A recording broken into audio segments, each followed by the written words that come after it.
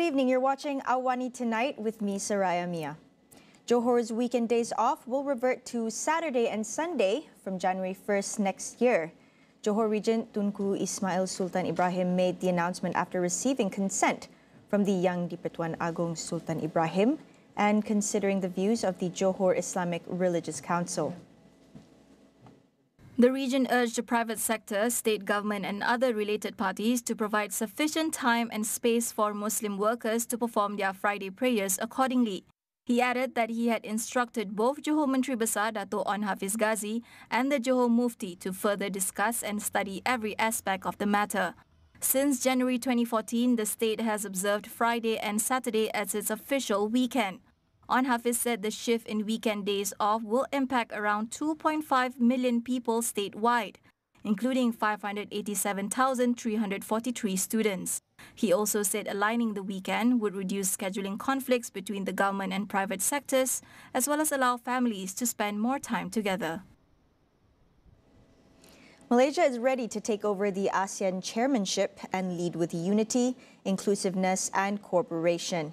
Prime Minister Datuk Seri Anwar Ibrahim says he is confident that ASEAN can tackle geopolitical tensions that threaten regional stability with shared leadership and a firm commitment to neutrality. Recent geopolitical divisions threaten the stability of our region, but through shared leadership and a policy of strong neutrality, or we call it centrality, we can overcome these changes, inshallah. And as we may go beyond ASEAN, as we explore the partnerships with BRICS, which will deepen global South-South, we call it global South relationships, we reiterate the paramount importance of adhering to a rules-based order regionally and internationally, but we reject the hypocrisy and double standards observed by those when it suits them. Anwar made the remarks during the opening speech at the Hazanah Megatrends Forum KMF 2024. In his address, the Prime Minister also stressed the need for a new global financial system based on the principles of fairness, equity and justice. Meanwhile, a total of 122,000 Standard 1 students across the country still lack essential reading, writing and counting skills, or 3M skills. Education Minister Fadlina Siddiq says this is due to learning loss during the COVID-19 pandemic, poverty and the needs of special children. She believes this number will improve with interventions from both state and federal levels, including the Anak Kita program. Meanwhile, Fadlina said the ministry is also working towards achieving a target of one counselling teacher for every 250 primary and secondary school students. Addressing a recent bullying incident at a Kuala Lumpur boarding school, she also confirmed that stern action has been taken and emphasised that bullying is unacceptable in any schools within the ministry's jurisdiction. Celebrity couple Fatah Amin and Noor Fazura have officially divorced, ending their 7-year marriage. Fatah declared the talaq against Fazura before a Sharia judge at the Petaling Lower Sharia Court in Subang Bestari earlier this morning. Fazura also listed her reasons for divorcing Fatah, including his inability to provide alimony, infidelity and irreconcilable differences. However, Fatah has denied being unfaithful to his ex-wife, adding that Fazura revealed certain things which made him look bad in the eyes of the public. Fazura filed for divorce against Fatah on September 13th. The couple got married in 2017 and has a 4-year-old daughter, Nur Fatima. We'll go for a quick break. Stay tuned.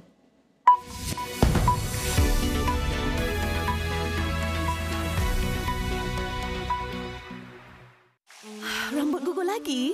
Macam mana Gunakan Pantene Baharu dengan provitamin mikro yang meresap dan menguatkan rambut dari dalam. Rambut 10 kali lebih kuat terhadap rambut gugur. Pantene Baharu.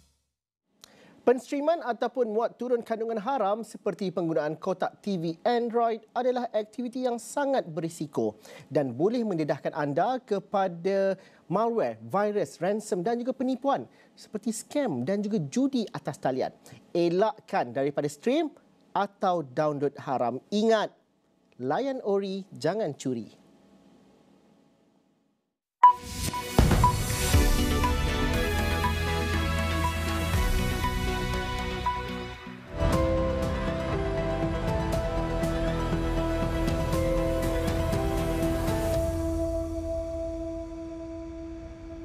Hamas, Israel, and Hezbollah have all launched their own assaults on the one-year anniversary of the October 7th attacks.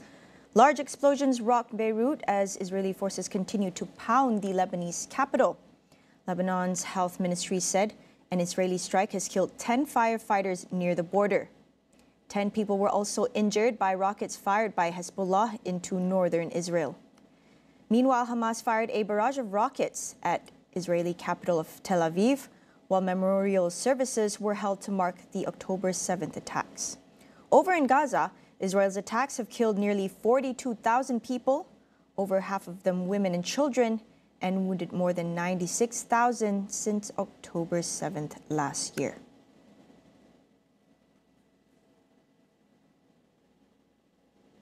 One year since the war in Gaza erupted, prospects for a ceasefire or lasting peace remain elusive. Dr. Firuz Ali from Asia Middle East Center for Research and Dialogue, AMEC, says despite international efforts, the conflict continues to cast a shadow over the region, leaving little hope for a resolution in the near future. Those who are involved in this war, leadership, in this case, we have individuals such as Netanyahu, who has been playing hardball with Hamas and also now Hezbollah.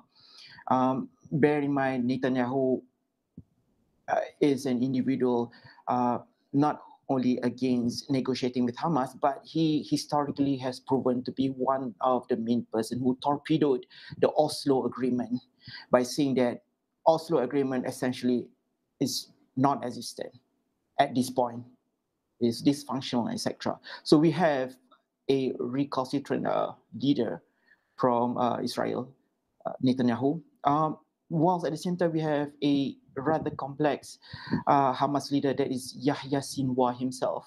Yahya Sinwar also is a tough leader to negotiate with. So this complex dynamic leads us to a situation where it is hard to get to some form of midpoint in agreeing to cease the war and release hostages.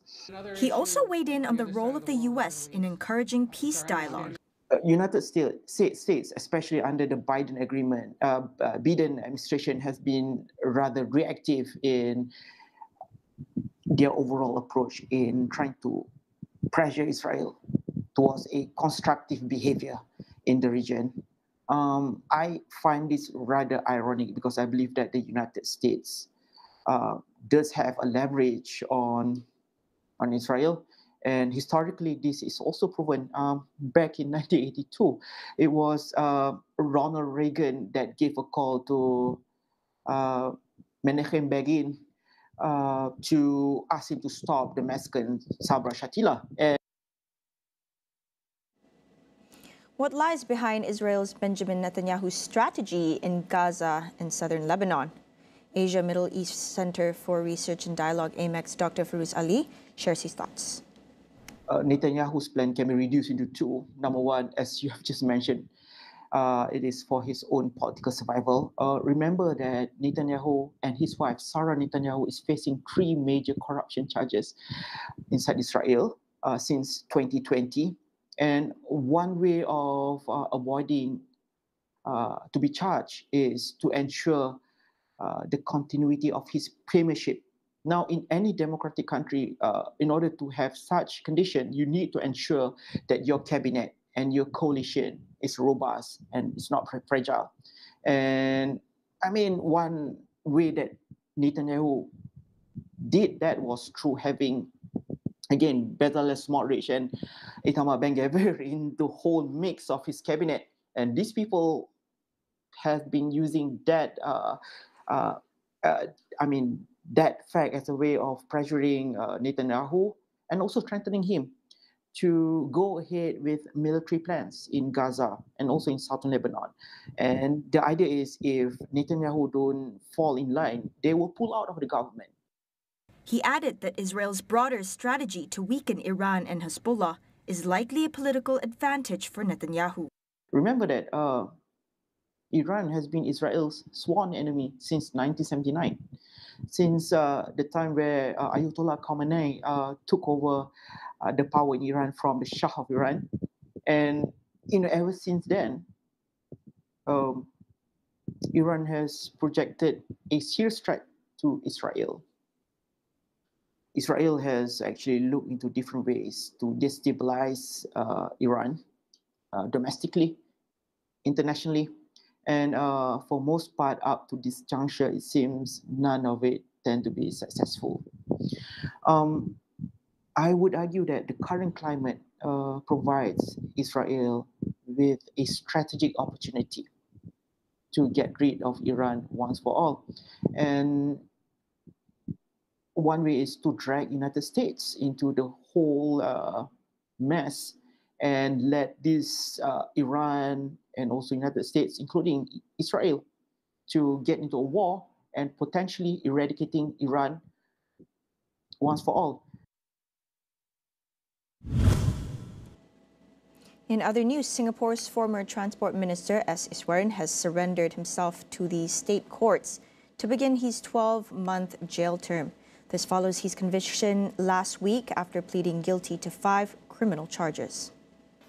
The 62-year-old was sentenced on October 3rd for obstructing justice and receiving more than $300,000 worth of gifts in Singapore's first political corruption trial in nearly half a century. The judge had nearly doubled the initial 6 to 7-month jail term sought by the prosecution. Across all charges, Iswaran admitted to accepting various valuables over 7 years, including tickets to musicals, Formula One events and football matches, as well as a Brompton bicycle gifted to him for his 60th birthday. The former minister said in a statement early on Monday that he would not appeal against the sentence handed down by the court. The mayor of a state capital in Guerrero, Mexico, has been killed less than a week after taking office. Alejandro Arcos was sworn in last Monday as mayor of Chilpancingo, a city of around 280,000 people in southwestern Mexico. Official confirmation of Arcos' death came after photos circulated on messaging platform WhatsApp showing a severed head on top of a pickup truck. His death comes just 3 days after the new city government secretary was shot to death. The State Attorney General's office said it was investigating their murders. Guerrero has become one of the deadliest states for aspiring and elected public officials as well as journalists. At least 6 candidates for public office were killed in the state in the run-up to Mexico's elections in June. Scientists Victor Ambros and Gary Ruvkun have won the 2024 Nobel Prize in Physiology or Medicine for the discovery of microRNA and its role in gene regulation. The committee said their discovery is fundamentally important in learning how organisms develop and function. Their win kicks off a week of rewards for outstanding achievements in critical fields. Last year, the Medicine Prize went to Kathleen Carrico and Drew Weissman for their work on messenger RNA or mRNA technology that paved the way for COVID-19 vaccines. The Nobel Prize comes with a prestigious award of 11 million Swedish krona along with global recognition. Created by Swedish dynamite inventor and businessman Alfred Nobel, the prizes have been awarded for breakthroughs in physics, chemistry, physiology or medicine, literature, peace and economics. The awards were first handed out in 1901 and have seen notable winners or laureates such as Mother Teresa, Martin Luther King Jr. and Albert Einstein. This year, the Nobel Prize winners will be announced from October 7 to 14th. That wraps up our news for tonight. Thank you for watching. I'm Saraya Mia and we'll see you again.